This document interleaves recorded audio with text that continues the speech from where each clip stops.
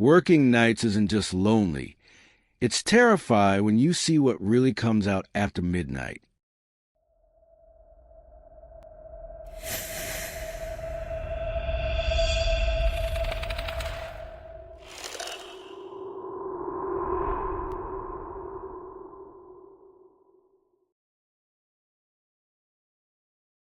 It was a Thursday night, which usually meant the bar was slow. Just a handful of regulars, a couple of lonely drinkers, nothing out of the ordinary. I was restocking glasses when the door opened and this man walked in. Immediately, I knew he didn't fit. He was dressed like he belonged at a business gala, not in a half-empty dive bar. Sharp gray suit, polished black shoes, a tie that probably cost more than my paycheck. But what really threw me off were his eyes. They didn't match the rest of him. His mouth smiled politely, but his eyes, they were flat, almost cold, like the smile was a mask. He sat at the bar, ordered something simple, a whiskey neat, and then started talking to me. Not casual chit-chat, either. He went straight for personal questions. How long have you worked here? Do you live nearby?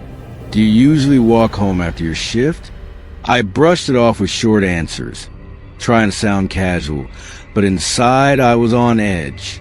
The way he asked wasn't flirty, wasn't friendly. It was like he was gathering information. When I set down his drink, he slipped $100 bill under the glass. I thought maybe it was a mistake, but he just gave me that same smile and said, "Keep the change." Nobody tips like that in this bar. Nobody. The next week he came back. Same suit, same smile, but this time he wasn't alone. A woman walked in with him. She was striking, not in a glamorous way, but in the way she carried herself, confident, like she already knew she had your attention. She leaned against the counter, watching me closely, too closely. After a few minutes, she smiled and said, "You'd be perfect for a job we have." I froze. Perfect for what? Before I could even ask, the man placed his hand gently on her arm, almost like he was reminding her to stop. She gave me this look, like she knew something I didn't. Then they both left without finishing their drinks. That night, when I closed up, I felt uneasy walking home. My usual shortcut was through an alley, but when I reached it, I saw a dark van parked with its engine running. No one was inside, at least no one I could see, but my gut screamed not to go that way. I walked the long route home instead. The next day, my manager pulled me aside and showed me security footage. The man and woman had left together, but just outside the camera's view, two other people were waiting near that same alley, both wearing masks, both watching. I still wonder what would have happened if I'd taken my usual path that night.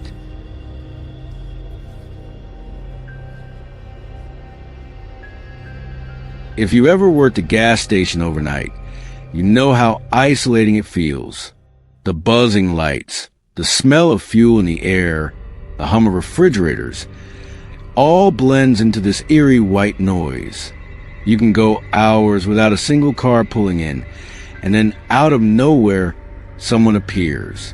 One night, around 2 a.m., a man walked inside. He looked frustrated, running a hand through his messy hair. He told me his car had broken down just outside the lot. "You can see it on the cameras," he said, gesturing toward the monitors. I looked, and sure enough, there was a car parked just off to the side with its hood up. Classic breakdown scenario.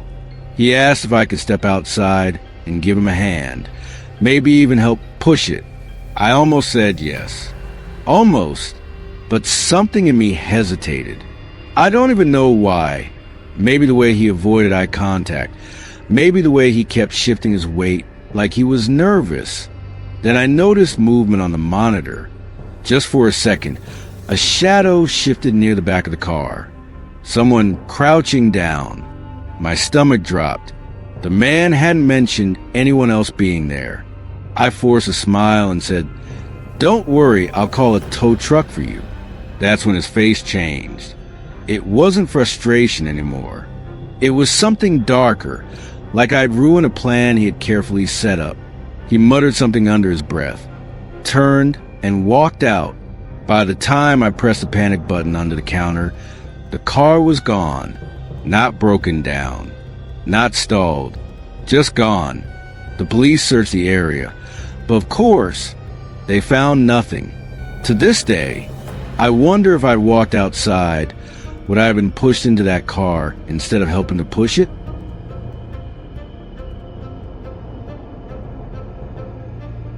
Walmart at night is a strange place. The aisles feel longer, the shelves taller, and every sound echoes.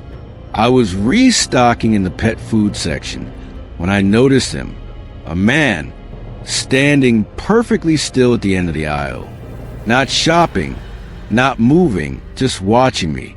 At first, I told myself he was probably waiting for me to finish, so he could grab something.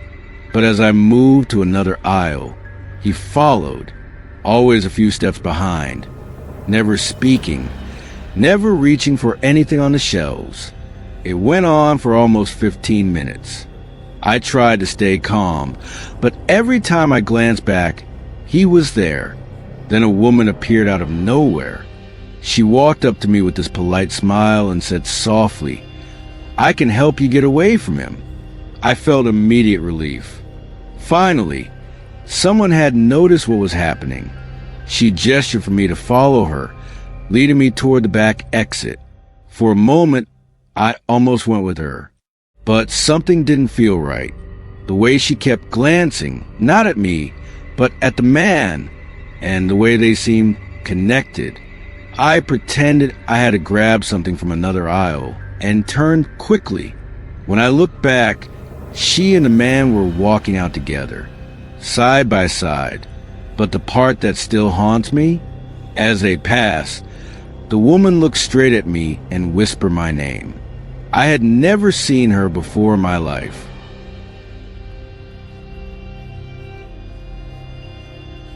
One of the worst parts of night shifts isn't the hours themselves. It's walking back to your car when you're finally done. At 3 or 4 in the morning, the lot outside is empty, silent, and feels like it goes on forever. That night, I just finished a shift at a 24-hour diner. I stepped outside, lit by nothing but those harsh yellow parking lot lights, and started walking toward my car. Halfway across, I heard it, a faint crunch of gravel. I froze, pretending to dig through my bag, and looked around. There was no one, just row after row of empty spaces. But then I heard it again, closer this time. I quickened my pace. My car was only a few spots away. I unlocked it with shaking hands. And that's when I saw him, a man crouched low between 2 cars, watching me. The second our eyes met, he rose slowly, not rushing, not even trying to hide anymore, just standing there, tall and unmoving, like he knew I'd already seen too much. I jumped into my car, locked the doors, and fumbled to start the engine.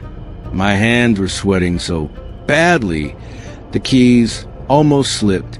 Finally, the engine roared, and I threw the car into reverse. In the rear-view mirror, he was walking toward me. Calm, steady steps. I didn't wait to see what would happen next. I tore out of the lot, tires squealing, heart pounding. The next morning, when I came back for another shift, my manager told me something strange. Security had caught footage of the man. He didn't leave the lot when I did. He stayed.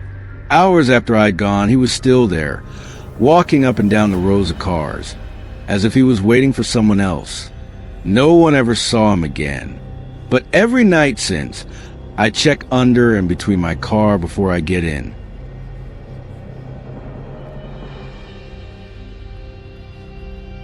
I used to work in a downtown office building. covering the overnight shift for maintenance. Most of the time it was quiet, just me, some fluorescent lights, and the occasional hum of the AC. One night, I needed to grab something from the lobby. I called the elevator, stepped inside, and pressed the button for the ground floor. The doors were about to close when a hand shot through, stopping them. A man slipped inside. He was tall, dressed in a dark hoodie, and he never looked at me. He just stood in the corner, facing the wall. At first, I thought maybe he was just drunk or lost, but as the elevator descended, he started muttering, "Low," almost inaudible words. I couldn't make them out, but I swear he was saying numbers, counting down. My stomach tightened. The elevator dinged at the lobby, and I bolted out as fast as I could. I didn't even look back. I ran straight to the security desk and told the guard what happened. He pulled up the feed from the elevator camera. We rewound it, watching me get in. Then the man, except on the screen, the doors never reopened. There was no man. It was just me, standing alone, staring into the corner of the elevator. Working retail at night, you get used to seeing weird things. People coming in half days, buying random items, or talking to themselves. But this night, I had a customer I'll never forget. It was close to closing, maybe 15 minutes before I locked the doors. A woman walked in, pale skin, long black hair, oversized coat. She moved slowly, almost gliding down the aisles. I asked if she needed help. She didn't answer. She just kept drifting, like she didn't even hear me. Finally, she came to the counter and placed a single item down, a pack of candles. No words, no eye contact, just set them down and waited. I rang her up, bagged the candles, and handed them over. But when I looked up, she was gone, not walking out the door, not anywhere in the store, just gone. Confused, I checked the cameras. On the screen, I saw myself ringing up the candles, sliding them across the counter. But on the footage, the other side of the counter was empty. No woman, no one. I was alone the entire time. The night shift changes the way you see the world. It strips away the noise of the day and leaves you with silence, shadows, and the unsettling things that come out when everyone else is asleep. Most people think the danger working nights is being tired or maybe getting robbed. But it's not just that. It's the moments you can't explain, the faces you can't forget, the shadows that move when they shouldn't. I've seen enough to know that the night has its own rules, rules we don't always understand. And if you've ever worked late, really late, you know exactly what I mean.